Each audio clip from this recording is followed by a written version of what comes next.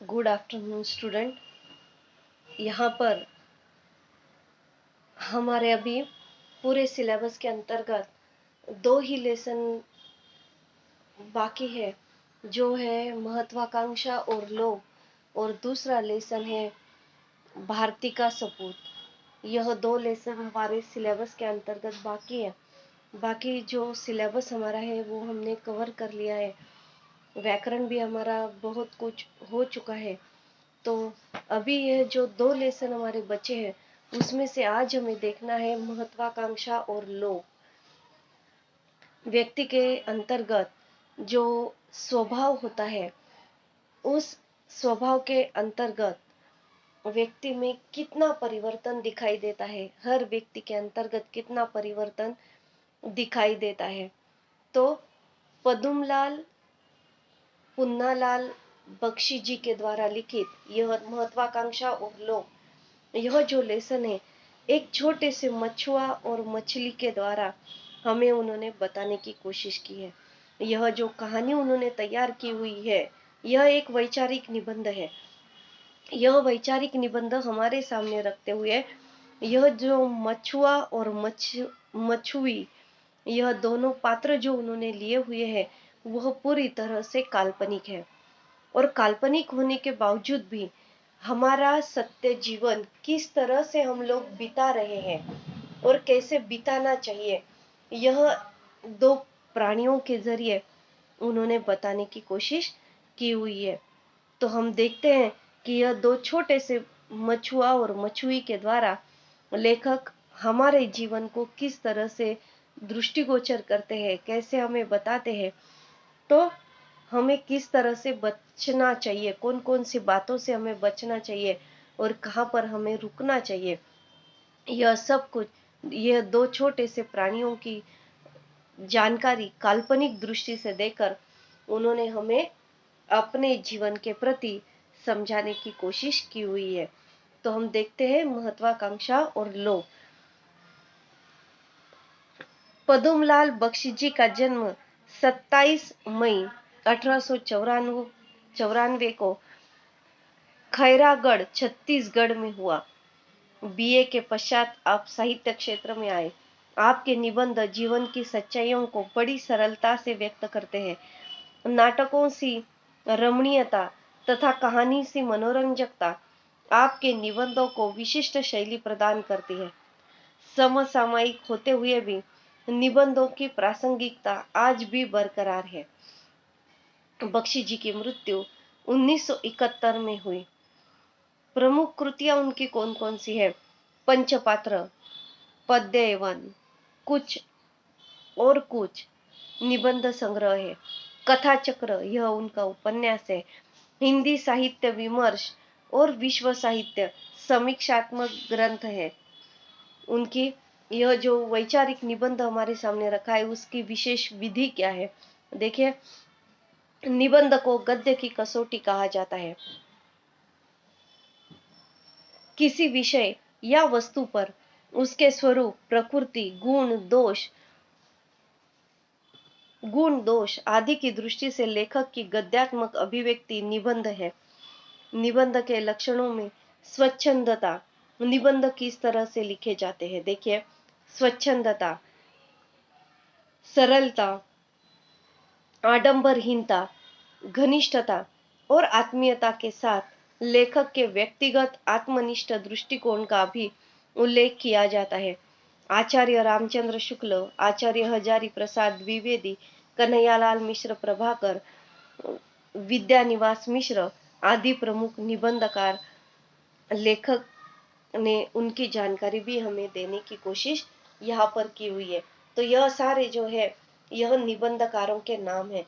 आपको साहित्य पर आधारित प्रश्न यदि पूछा जाता है, तो उसके अंतर्गत यह सवाल आपको आ सकता है कि निबंधकारों के नाम, प्रमुख निबंधकारों के नाम बताइए जो हिंदी साहित्य में कार्यरत है। पाठ का परिचय देखिए। अभी मैंने कहा कि आपको काल्पनिक है, लेकिन सत्य वर्तमान स्थिति पर आधारित है। प्रस्तुत वैचारिक निबंध अति महत्वाकांक्षा के साथ असंतोष, महत्वाकांक्षा यानी क्या? तो उसे हम लालच भी कह सकते हैं कि मेरे पास यह होना चाहिए, वह होना चाहिए, उसके पास यह है, मेरे पास क्यों नहीं है, मुझे थोड़ा सा मिला है और थोड़ा मिल जाता तो अच्छा होता, इतना सही मुझे काफी नहीं है, मुझे और चाहिए। यह जो हमारी सोच है उसे कवि ने, लेखक ने यहाँ पर महत्वाकांक्षा शब्द का प्रयोग किया है।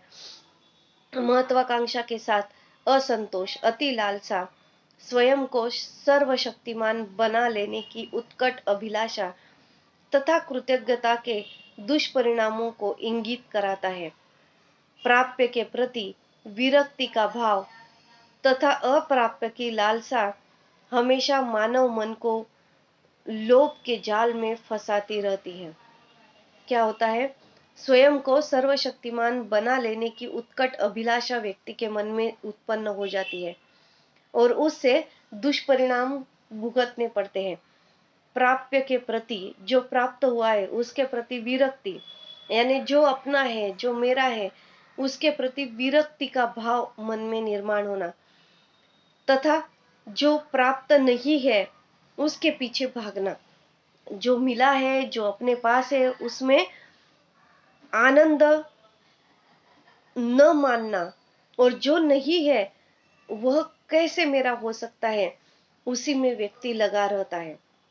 आज मेरे पास 10,000 है, मेरे पास आज बहुत सारी वस्तुएं हैं, लेकिन जो मेरे पास नहीं है, वह जो मेरे पास नहीं है उसके प्रति जो लालसा व्यक्ति के मन में उत्पन्न हो जाती है, वह मनुष्य को बहुत ही धोखादायक होती है, बहुत ही धोखादायक होती है। हमेशा लालसा हमेशा मानव मन को लोभ के जाल में फंसाती रहती है। मछुआ मछुए की कहानी के माध्यम से मानव मन की अनंत इच्छाओं के परिणाम का रोचक चित्रण इस निबंध में किया गया है। यह निबंध विचार करने के लिए हमें बहुत ही प्रवृत्त करता है। मैंने अभी कहा कि मछुआ और मछुए की कहानी है, लेकिन वह कहानी काल्पनिक है, लेकिन वह मानव के मन पर अत्यंत इच्छाओं के परिणाम का रोचक चित्रण इस निबंध में किया गया है। यह निबंध विचार करने के लिए प्रवृत्त करता है। देखिए, बहुत ही सुंदर कहानी है, सॉरी निबंध है, लेकिन वह निबंध हमारे जीवन में कैसे प्रवेश करता है वह देखिए। अभी अति से तो अमृत भी जहर बन जाता है, यह उक्ति आपको भी पता होगी, यह विचार आपको भी पता होगा कि जब ज्यादा हो जाता है तो वह अमृत भी जहर बन जाता है, उसका महत्व कम हो जाता है। जीवन के इसी तथ्य को उजागर करने वाले इस निबंध में अति महत्वाकांक्षा के साथ असंतोष, अति लालसा, लोभ, स्वयं को सर्वशक्तिमान बना लेने की उत्कट अभिलाषा जीवन को परास्त कर देती है। जो मिला है, जितना मिला है, उसी में संतुष्ट रहने के बजाय हम लोग क्या करते हैं, अधिक पाने की अभिलाषा, इच्छा मनुष्य को लोभ के जाल में फंसाती रहती है। मछली के वरदान से मछुआ और मछुई को घर मिला, धन मिला, राजकीय वैभव मिलने से मछुई रानी भी बनी, पर हिरण्यकश्यप को की तरह सर्वशक्तिमान होने की अभिलाषा से उन्होंने सूर्य, चंद्र तथा मेघ को अपनी आज्ञा में रहने का वरदान मांगा, लेकिन यह क्या है, नामुमकिन है, यह नहीं हो सकता। जो अपना है, जितना अपना है उतना ही अपना रहेगा, और उसमें ही हमें खुश रहने की आदत होनी चाहिए। आगे देखिए, अभी हम लेसन की ओर जाते हैं। बड़ों में जो महत्वाकांक्षा होती है, उसी को जब हम क्षुद्रों में देखते हैं तो उसे हम लोभ कह देते हैं। उसी के संबंध में आज एक पुरानी कथा कहता हूँ। एक था मछुआ, एक थी मछुई। दोनों किसी झाड़ के नीचे एक टूटी फूटी झोपड़ी में अपना जीवन व्यतीत कर रहे थे। मछुआ दिन भर मछलियां पकड़ता और मछुई दिन भर दूसरा काम करती। तब कहीं रात में वे लोग खाने के लिए पाते, यानी दिन भर दोनों भी बहुत सारा काम करते थे और फिर रात को उन्हें खाना मिलता था। रात को वह सुकून से खाना खा सकते थे। ग्रीष्म हो या वर्षा, शरद हो या वसंत, उनके लिए वही एक काम था, वही एक चिंता थी। वे भविष्य की बात नहीं सोचते थे, क्योंकि वर्तमान में ही वे व्यस्त रहते थे। उन्हें न आशा थी, न कोई लालसा थी। उन्हें कोई लालसा नहीं थी, कोई आशा नहीं थी। वह रोज अपना जीवन जीते थे। सुबह निकल जाएगी तो काम पर चले जाते थे, शाम हो जाएगी तो काम पर से वापस आकर खाना खाकर आराम से सो जाते थे। दूसरे दिन की चिंता कभी उन्हें सताती नहीं थी। तो अपने ही जीवन में वह मस्त जी रहे थे। पर एक दिन एक घटना हो गई। मछुआ आ रहा था मछलियां पकड़ने। नदी के पास एक छोटा सा गड्ढा था, उसमें कुछ पानी भरा था। उसी में एक कोने पर लताओं में एक छोटी सी मछली फंस गई थी। अभी मछुआ जा रहा था मछलियां पकड़ने के लिए। नदी के पास एक छोटा सा गड्ढा था, उसमें एक थोड़ा सा पानी भरा हुआ था और उसी में कोने पर एक झाड़ियों के बीच में एक मछली फंसी हुई थी। वह स्वयं किसी तरह पानी में नहीं जा सकती थी। उसने मछुए को देखा और पुकार कर कहा, मछुए मछुए जरा इधर तो आ। मछुआ उसके पास जाकर बोला, क्या है? मछली ने कहा, मैं छोटी मछली हूँ, अभी तैरना अच्छी तरह से नहीं जानती हूँ, यहाँ आकर फंस गई हूँ। मुझको किसी तरह यहाँ से निकाल कर पानी तक पहुंचा दे। मछुए को वह विनती कर रही है, उसे विनती कर रही है कि मुझे तैरना नहीं आता है, मैं बहुत छोटी सी हूँ, तुम मुझे यहाँ छोटे से पानी से निकाल कर बड़े पानी में तक ले जाओगे? मछुए ने नीचे उतर कर लता से उसको अलग कर दिया। मछली हंसती हुई पानी में तैरने लगी।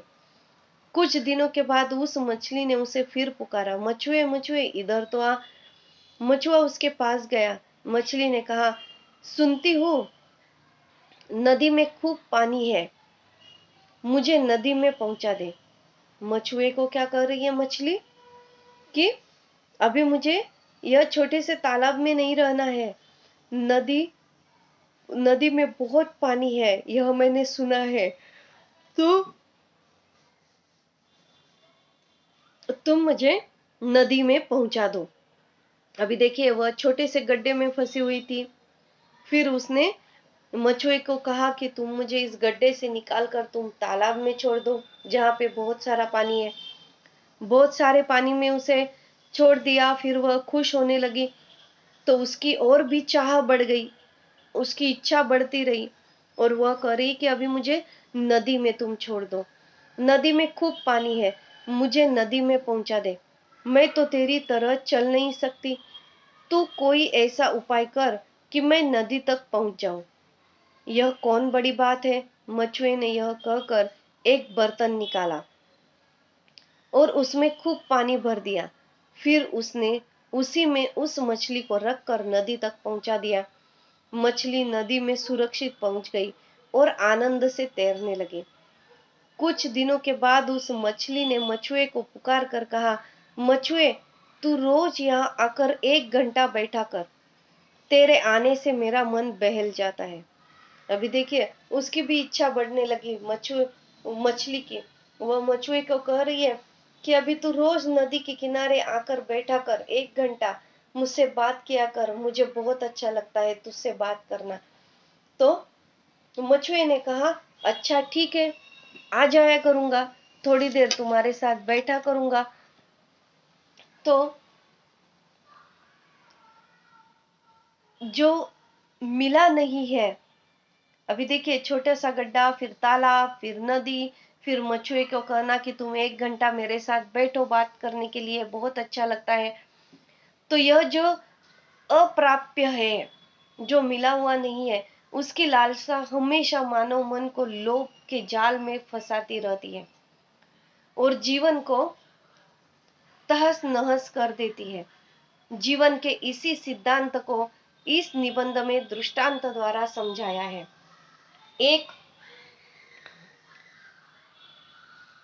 एक कछुआ और कछुई अपनी टूटी फूटी झोपड़ी में अपना जीवन व्यतीत कैसे कर रहे हैं, यह आपने देखा।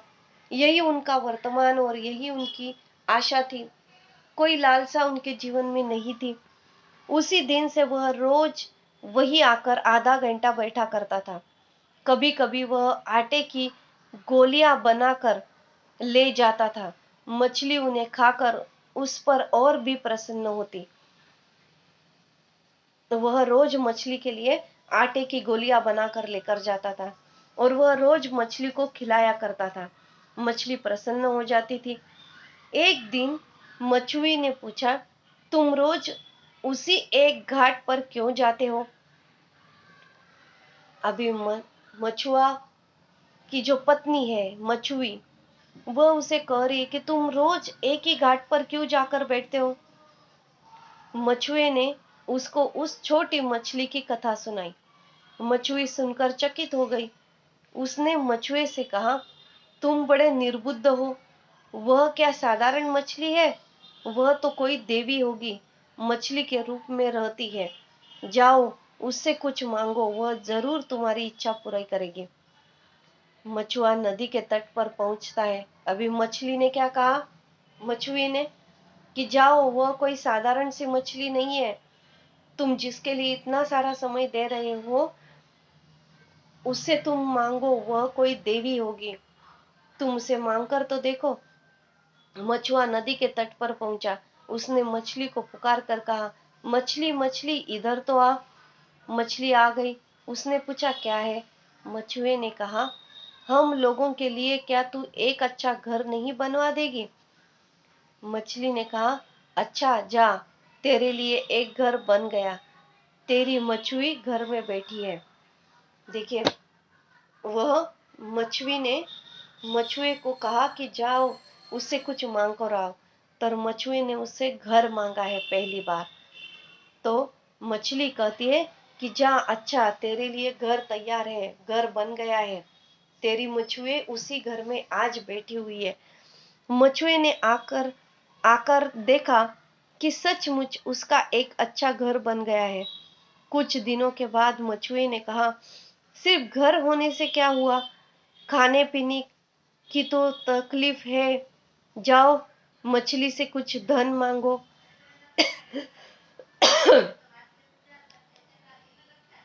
अभी घर मिल गया तो मछली से वह खाने पीने की तकलीफ सुलझाना चाहता है, कुछ पैसे धन मांगना चाहता है।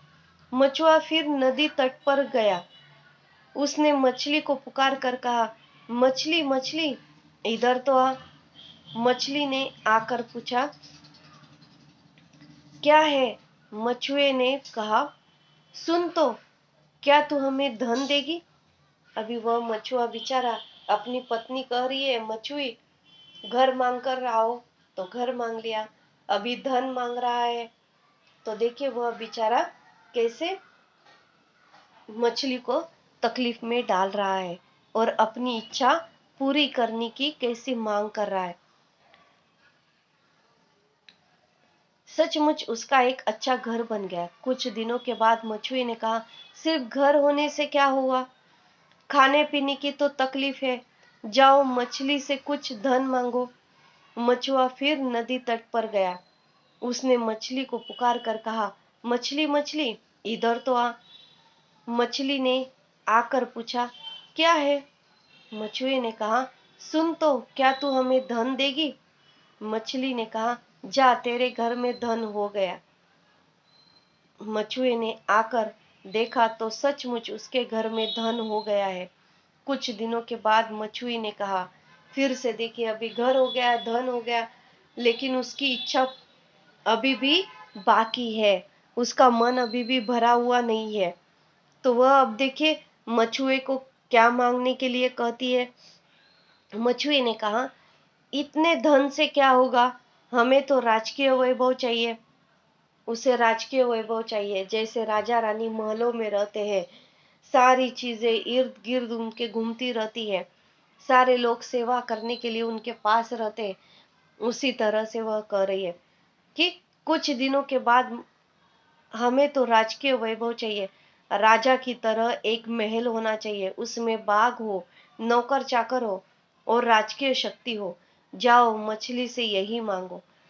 मछुई की यह बात सुनकर मछुआ कुछ हिचकिचाया। उसने कहा, जो है वह बहुत है। परंतु मछुई ने उसकी बात न सुनी। उसने स्वयं मछली की दिव्य शक्ति देख ली थी। यही नहीं, एक बार जब वह मछली को आटे की गोलियां खिला रही थी, तब मछली से उसे आश्वासन भी मिल गया था। इसी से उसने मछुए को हठपूर्वक भेजा था। अभी वह एक बार मछुए के साथ मछली को आटे की गोलियां खिलाने के लिए गई हुई थी, और तभी उसने मछली की शक्ति को देख लिया था, और वह मछली से उसने आश्वासन भी ले लिया था। मछुआ कुछ डरता हुआ मछली के पास पहुंचा। उसने मछली को पुकारा और धीरे से कहा, क्या तू मछुई को रानी बना देगी? मछली ने कहा, अच्छा जा, तेरी मछुई रानी बनकर महल में अभी घूम रही है। मछुए ने आकर देखा कि सचमुच उसके घर में राजकीय वैभव हो गया है। उसकी मछुई रानी होकर बैठी है। कुछ दिनों के बाद मछुए ने फिर कहा, अगर सूर्य चंद्र मेघ आदि सभी मेरी आज्ञा मानते तो कैसा होता? उसने पुनः मछुए को उसकी इच्छा के विरुद्ध मछली के पास भेजा। मछुए की बात सुनकर मछली रुष्ट होकर बोली, जा जा, अपनी इसी झोपड़ी में रह। मछुआ और मछुई दोनों फिर अपनी उसी टूटी फूटी झोपड़ी में रहने लगे। देखिए क्या किया, मछली ने उनको घर दिया, धन दौलत दिया, राजकीय सारा वैभव दिया, सब कुछ दिया, लेकिन फिर भी मछुई का पेट नहीं भरा, मन नहीं भरा। तो उसकी महत्वाकांक्षा और बढ़ गई, और वह क्या कह रही है कि सूर्य चंद्र और आकाश जो है वह मेरी आज्ञा के मुताबिक चलने लगेंगे। मैं जैसा कहूंगी वैसे वह चलने चाहिए। ऐसा वरदान तुम मछली से लेकर आओ। तो वह मछुए को वहां पर भेजती है। मछुए की बात सुनकर मछली रूठ जाती है।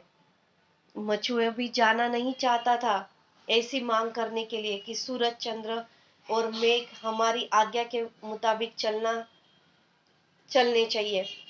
तो वह मछली के मन के विरुद्ध था। मछुए की बात सुनकर मछली रुष्ट होकर बोली, जा जा, अपनी उसी झोपड़ी में रह। मछुआ और मछुई दोनों फिर अपनी उसी टूटी फूटी झोपड़ी में रहने लगे। अभी जो जो अपने बस में नहीं था वह भी हम मांगने लगे, दूसरों को हम बंदी बनाना चाहते हैं, लेकिन यह बात गलत है। मछुआ और मछुई दोनों फिर अपनी उसी टूटी फूटी झोपड़ी में रहने लगे। यही कहानी का अंत हो जाता है। कहानी पुरानी है और घटना भी झूठी है। उसकी एक भी बात सच नहीं है, पर उसमें हम लोगों के मनोरथों की सच्ची कथा है।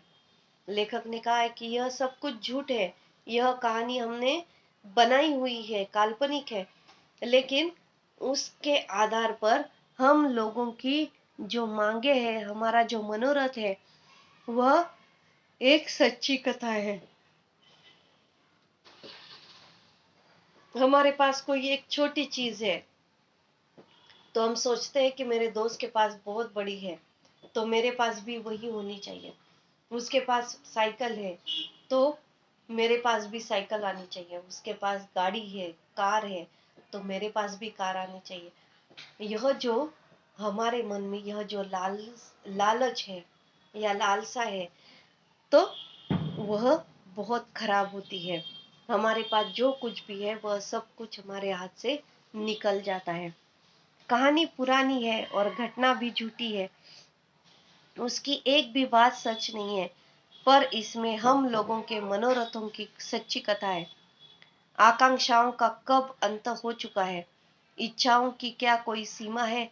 पर मछुए के भाग्य परिवर्तन पर कौन उसके साथ सहानुभूति प्रकट करेगा? मछुआ तो यह सब कुछ मांगना नहीं चाहता था। जो मिला था उसमें वह बहुत खुश था, लेकिन मछली थोड़ी भी खुश नहीं थी, उसे और कुछ कुछ चाहिए था। तो मछुआ अपने मन के विरुद्ध वहां पर मछली के पास वरदान मांगने के लिए गया, लेकिन वहां पर सब कुछ उनका नष्ट हो गया। फिर से वह लोग झोपड़ी में आ गए। आकांक्षाओं का कब अंत हुआ है? इच्छाओं की क्या कोई सीमा है? पर मछुए के भाग्य परिवर्तन पर कौन उसके साथ सहानुभूति प्रकट करेगा? सभी यह कहेंगे कि यह तो उसका ही दोष था, उसकी स्त्री को संतोष नहीं था। मछुए की पत्नी को संतोष नहीं था, वह लालची थी, उसके पास सब कुछ चाहिए, ये चाहिए, वह चाहिए, दूसरी चीजें चाहिए, ऐसे उसके मन में हमेशा चलता रहता था। इसलिए मछुआ भी यह बातों का शिकार हो गया। उसकी स्त्री को संतोष नहीं था। यदि उसे संतोष हो जाता तो उसकी यह दुर्गति क्यों होती? मछुए ने भी शायद यही कहकर अपनी स्त्री को झिड़का होगा, परंतु मैं स्त्री को निर्दोष समझता हूँ।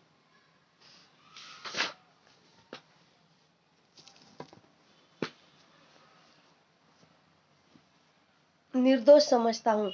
मेरी समझ में दोष मछली का ही है।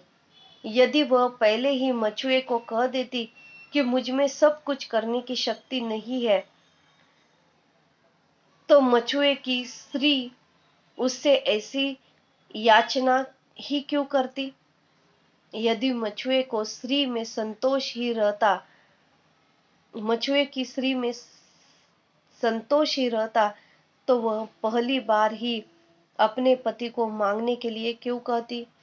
यह यदि संतुष्ट होती तो वह क्या अपने पति को मछली के पास मांगने के लिए भेजती थी?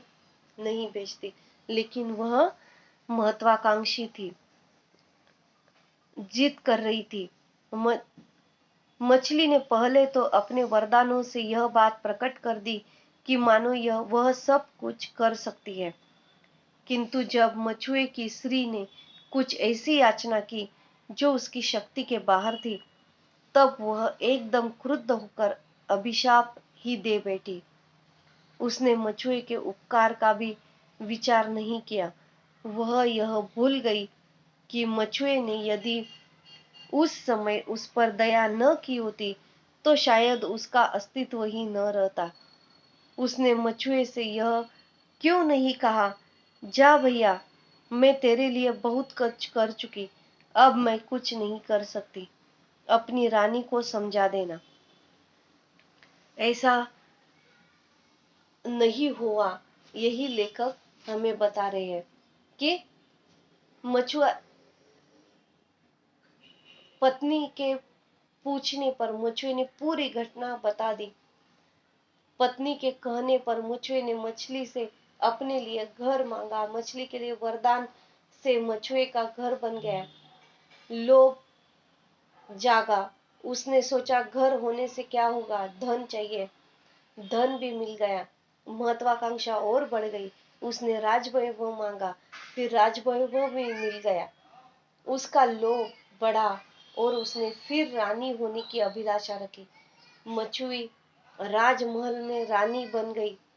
अति लोभ से मछुए ने अपने पति से कहलवा कर मछली से सूर्य, चंद्र और मेघ पर अपने अधिकार में होने की मांग की। मछली ने रुष्ट होकर कहा, जा जा जा जा, अपनी उसी झोपड़ी में रह। मछली के इसी शाप से सब समाप्त होकर मछुआ और मछुई अपनी उसी टूटी फूटी झोपड़ी में आ गए। कथा समाप्त हो गई। प्रस्तुत निबंध में लेखक बताना चाहते हैं कि मछुआ और मछुई की कही कथा सच नहीं थी, पर लोगों के मनोरथों की कथा सच है। तो उसने मछुए के उपकार का भी विचार नहीं किया। वह यह भूल गई, मछली भूल गई कि मुझे छोटे से गड्ढे से निकालकर तालाब में, तालाब से निकालकर नदी में, नदी से निकालकर मुझे अच्छी जगह पर मछुआ लेकर जा रहा था, मेरी सारी इच्छाएं पूरी कर रहा था। तो मछली कह रही है कि मैंने भी उसकी सारी इच्छाएं पूरी करने की कोशिश की थी, सब कुछ मैंने दिया हुआ था, लेकिन उसकी पत्नी की लालच की वजह से सब कुछ उसके हाथ से निकल जाता है। तो मछली मछुए के उपकारों को भी भूल गई थी, विचार नहीं किया। वह यह भूल गई कि मछुए ने यदि उस समय उस पर दया न की होती तो शायद उसका अस्तित्व ही न रहता। उसमें उसने मछुए से यह क्यों नहीं कहा, जा भैया, मैं तेरे लिए बहुत कुछ कर चुकी, अब मैं तुम्हें कुछ नहीं दे सकती, अपनी रानी को समझा देना। हम सभी लोग अपने जीवन में यही भूल कर बैठते हैं। हम लोग अपने दोषों को छिपाकर दूसरों पर ही दोषारोपण करते रहते हैं। हम दूसरों के कामों को महत्ता न देकर अपने ही कामों को महत्व देते हैं। हम यह निसंकोच करते हैं, कहते हैं कि हमने किसी पर यह उपकार किया, पर हम यह नहीं बतलाते कि उसने हमारी क्या सेवा की, उससे हमें क्या लाभ हुआ। सच तो यह है कि उपकार और सेवा एक बात है और यह लेन देन कुछ दूसरी बात है। मछुए की स्त्री ने जो कुछ किया वह ठीक ही किया था। सभी लोग जानते हैं कि जब तक कोई वस्तु अप्राप्य रहती है तभी तक उसके लिए बड़ी व्यग्रता रहती है। जो ही वह प्राप्य हो जाती है तो ही हमें उससे विरक्ति हो जाती है और हम किसी दूसरी वस्तु के लिए व्यग्र हो जाते हैं। अभी जो हमारे पास है उसमें हम खुशी न मानकर हम इस सोच में डूबे रहते हैं कि जो मेरे पास नहीं है वह कब और कैसे आ जाएगा, और इसी सोच में हम हमारा भूतकाल, भविष्यकाल और वर्तमान तीनों भी खराब करते चलते हैं। अतएव मछुए की स्त्री ने जो कुछ किया वह मनुष्य स्वभाव के अनुकूल किया, परंतु मछली ने जो कुछ किया वह अपनी दैवी स्वभाव के विरुद्ध किया। उसे तो मछुए पर दया करनी चाहिए थी, उसे उसके उपकार को न भूलना था। राजा बनने के बाद उसे एकदम भिक्षुक बना दिया। मछली ने उसे राजा भी बना दिया, रानी भी बना दिया, लेकिन फिर से उन्हें झोपड़ी में रहने के लिए मजबूर भी कर दिया, भिक्षुक बना दिया। उचित नहीं कहा जा सकता। यदि मैं मछुआ होता तो उससे कहता, देवी, मैंने जब तुम्हें जल में छोड़ा था। यदि मैं मछुआ होता तो उससे कहता कि देवी, मैं जब तुम्हें जल में छोड़ा था तब मैंने यह नहीं सोचा था कि तुम मुझे राजा बनाओगे। मैंने तो यह काम निस्वार्थ भाव से किया था। अपनी स्त्री के कहने पर तुमको देवी समझकर मैंने याचना की। तुमने भी याचना स्वीकृत की, पर तुमने क्या मेरी स्त्री के हृदय में अभिलाषा नहीं पैदा कर दी? क्या तुमने उसके मन में यह आशा नहीं जगा दी कि तुम उसके लिए सब कुछ कर सकती हो? वह तो पहले अपनी स्थिति से संतुष्ट थी। तुम्हारे ही कारण उसके मन में और कई अभिलाषाएं उत्पन्न हुई। तुमने उनको भी पूर्ण किया। उसे तुम्हारी शक्ति पर विश्वास हो गया, तब तो उसने ऐसी इच्छा प्रकट की जो तुम्हारे लिए असंभव थी। तुमने जो कुछ दिया उस सबको इसी एक अपराध के कारण कैसे ले लिया? तुम्हारे वरदान का अंत अभिशाप में कैसे परिणित हो गया? तुम्हें मेरी और मेरी स्थिति पर विचार कर काम करना चाहिए था। मछुआ मछली से कह रहा है कि तुम्हें मेरी दया नहीं आई। तुमने तुरंत वरदान को अभिशाप में परिवर्तित कर दिया। तुम्हें मेरी और मेरी स्थिति पर विचार कर काम करना चाहिए था। तुम भले ही देवी हो, पर तुम में त्याग नहीं है, प्रेम नहीं है, उपकार की भावना नहीं है, क्षमा नहीं है, दया भी नहीं है। यह मछुआ अपनी मछली से कह रहा है कि तुम्हारे अंतर्गत प्रेम, त्याग, उपकार की भावना नहीं है, क्षमा भी नहीं है। ऐसा मछुआ और मछली के द्वारा यह जो मछली की कहानी हमें बताई गई थे, उससे हमें पता चलता है कि ज्यादा लोभ, ज्यादा लालच बहुत ही बुरा होता है, खतरनाक होता है। इसलिए अति से तो अमृत भी जहर बन जाता है। यह उक्ति बिल्कुल सही है कि इसके बाद हम लोग कभी भी ऐसी बुरी लालच में नहीं फंसेंगे। अभिशाप पूर्ति के आनंद को अपने अनुभव द्वारा व्यक्त कीजिए।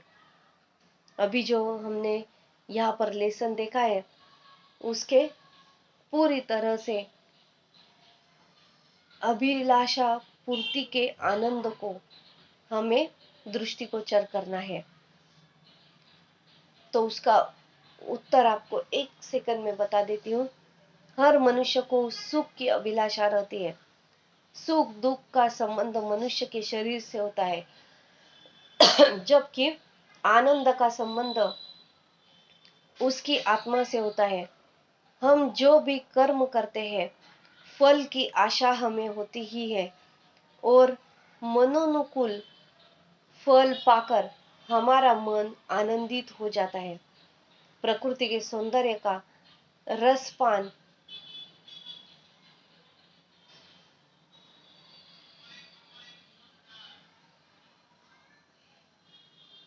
दैनिक जीवन की चिंताओं से दूर प्रकृति की गोद में बैठकर मौज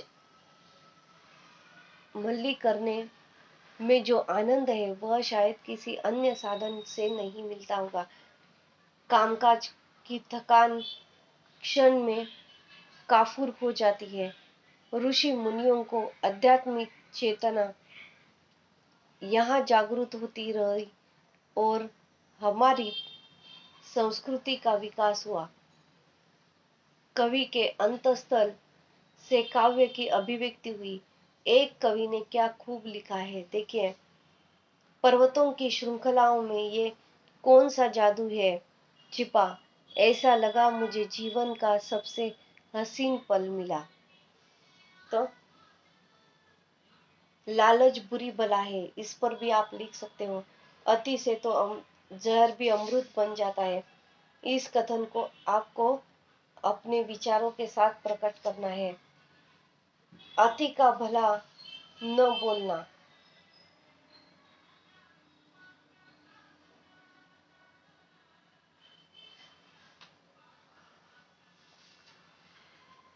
तो अति का भला न बोलना, अति को भली न चूप, अति का भला न बरसना, अति की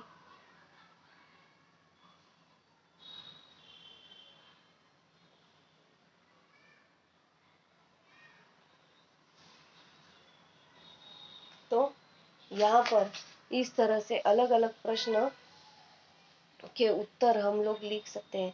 इसलिए महत्वाकांक्षाओं का कभी अंत नहीं होता है। इस वास्तविकता को अपने शब्दों में हमें प्रकट करना है। महत्वाकांक्षा कभी कम नहीं होती है, यह बात सच है, लेकिन उसकी भी मर्यादा होनी चाहिए। लिमिट में ही सब कुछ होना चाहिए। तो यहाँ पर हम रुकते हैं। यह लेसन हमारा पूर्ण हुआ है। ठीक है, इसका स्वाध्याय आप लोगों को आपकी नोटबुक में लिखकर रखना है। ठीक है, थैंक यू सो मच।